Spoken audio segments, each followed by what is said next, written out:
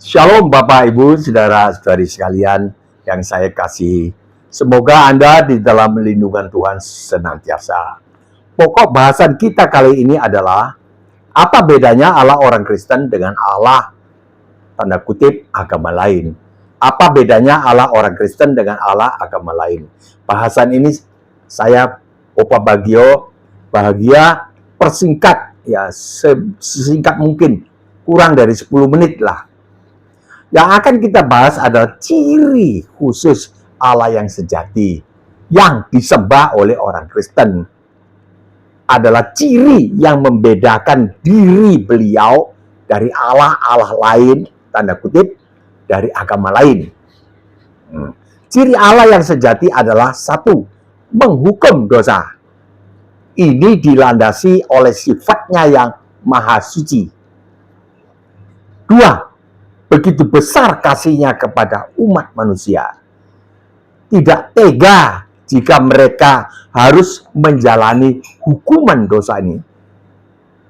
Ciri pertama, menghukum dosa. Karena beliau adalah maha suci, tapi beliau juga tidak sampai hati. Begitu besar kasihnya kepada umat manusia. Tidak tega jika mereka harus menjalani hukuman dosa ini di neraka. Guna memenuhi dua sifat dasar Allah ini, maha suci dan kasih ini, Allah mengutus anak Allah Yesus Kristus yang sesungguhnya adalah sang hakim untuk menggantikan umat manusia menjalani hukuman mereka.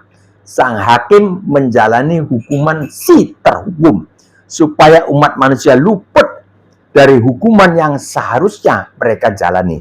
Yohanes 3, 16, 17. Karena begitu besar kasih Allah akan isi dunia ini, sehingga ia telah mengaruniakan anaknya yang tunggal, supaya barang siapa yang percaya kepadanya tidak binasa, melainkan peroleh hidup yang kekal. 17. Sebab Allah mengutus anaknya bukan untuk menghakimi, melainkan untuk menyelamatkan dunia oleh dia, oleh aku, oleh Yesus Kristus. Nah, itu Allah yang menghukum dosa, tapi menghukum dosa di atas anaknya yang adalah sang hakim. Pada waktu itu menggantikan si terhukum.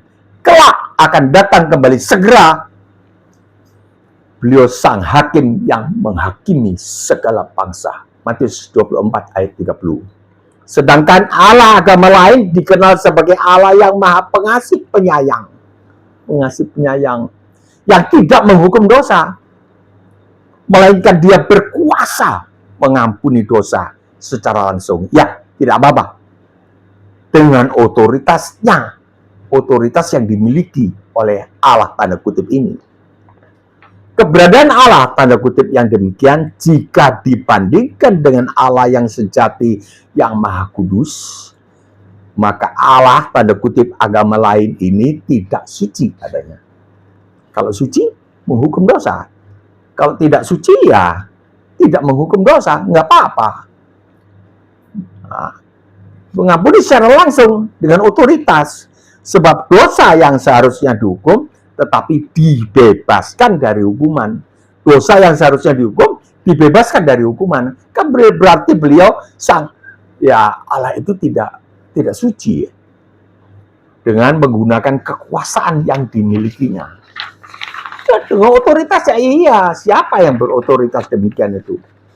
Tapi tidak kudus. Otoritas tapi tidak kudus. Jika Allah orang Kristen yang disembah oleh maha suci menghukum dosa, tapi menghukum dosa di atas kurban dirinya sendiri turun menjadi manusia. Jika Allah tanda kutip tidak suci, tentu logika kita menyimpulkan bahwa dia bukan Allah. Allah yang disembah haruslah maha suci. Demikian kan logika kita. Iblislah yang ingin disembah, walau dia tidak suci, tapi ingin disembah. Lukas 4 ayat 7. Jadi jika engkau Yesus menyembah aku, maka seluruhnya ini kekayaan dunia menjadi milikmu.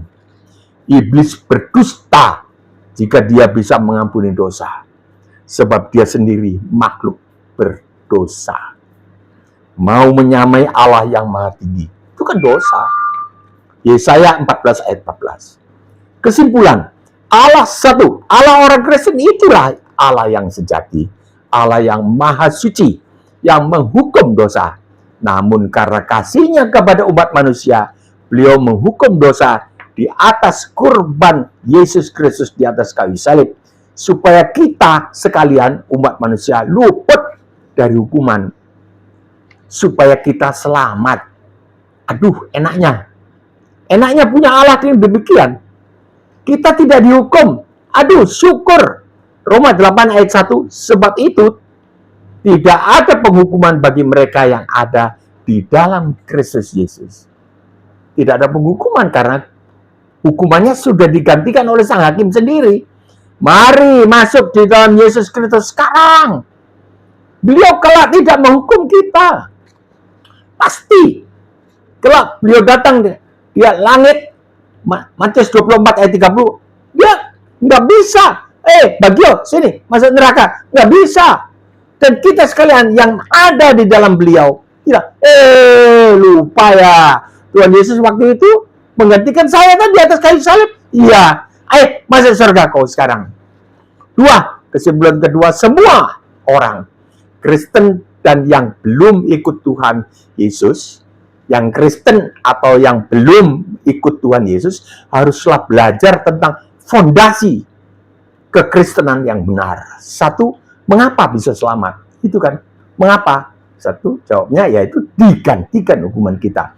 Telah terjadi tahun 33. Bukan teori agama. 2, setelah selamat harus hidup bagaimana kita? Apa tetap berbuat dosa? Tidak. Harus hidup di atas rata-rata umat beragama yang lain yang berdasarkan hukum Taurat versi lama. Kita mesti versi baru. Tidak boleh marah. Dulu tidak boleh membunuh. Sekarang tidak boleh marah. 3, jika terpeleset berbuat dosa, harus apa? Kalau terpeleset. 4, jika sengaja berbuat dosa, tidak ada ampun. 5, jika murtad, tidak bisa dipulihkan. Ini harus dipelajari. Jangan murtad. Allah kita Allah yang baik, Allah yang sejati. Mengapa harus murtad? Jika Allah non-Kristen, tanda kutip, itu bukan Allah. Tetapi ya Lukas 4 ayat 7 tadi yang kita baca. Sampai di sini dulu, saya mohon pamit undur diri. Insya Allah kita masih diberi kesempatan jumpa lagi. Kiranya turunlah segala berkat keselamatan di tengah-tengah para penonton video ini beserta dengan keluarganya, luput dari penyesatan, disertai berkat jasmani ekonomi yang berkecukupan di dalam nama Tuhan Yesus Kristus. Amin. Pertanyaan atau sanggahan tentang bahasan video ini bisa disampaikan di kolom komentar atau langsung kepada saya Mbah Opa Bagio Bahagia 085298981948. Jangan hanya baca judul video saja, thumbnailnya, lalu komentar. Jangan, dengarin semua, baru komentar. Ya, terima kasih. Tekanlah subscribe, Anda akan selalu dikirim video yang baru. Bagikanlah video ini kepada teman atau keluarga. Terima kasih. Sampai jumpa besok atau lusa, 10 menit saja atau bahkan diusahakan kurang dari itu. Insya Allah. Salam damai sejahtera.